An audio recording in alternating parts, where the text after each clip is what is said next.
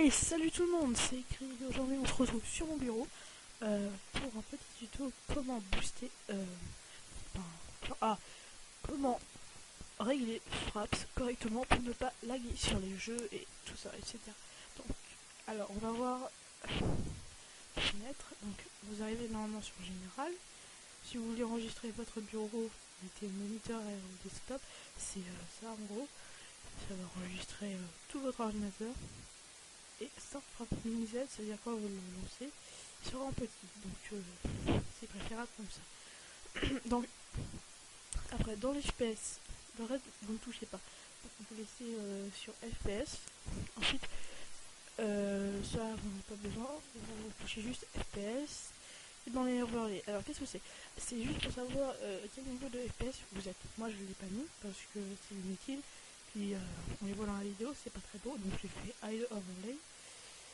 Et movies, alors ça c'est la partie importante. Donc là vous pouvez bien voir que ici c'est FPS, half size et donc, je vais vous expliquer. Alors ça c'est la touche pour enregistrer votre écran sur ce que vous êtes.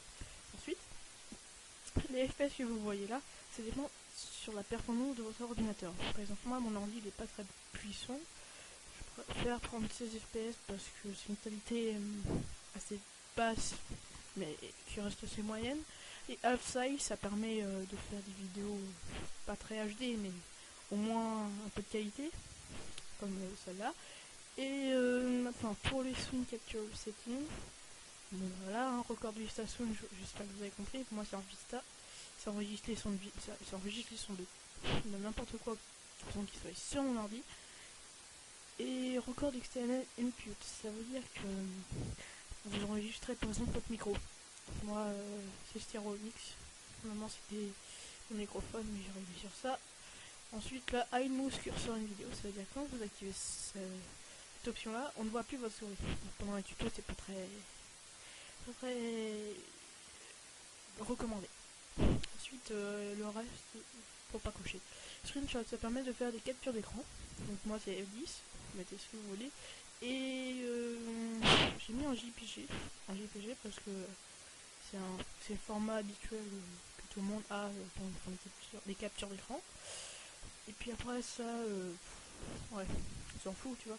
Alors, une fois que c'est fait, une fois que vous avez tout réglé, tiens, même encore une petite astuce, pour éviter que parce que quand vous enregistrez avec Fraps, ça prend beaucoup de place sur votre ordi. Donc, si vous voulez éviter ça, branchez une clé USB et puis choisissez là où Fraps va upload les vidéos dans votre clé USB.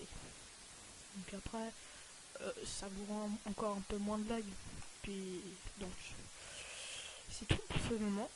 Et si ça vous a été utile, merci de like et de commenter. Bon, bye tout le monde.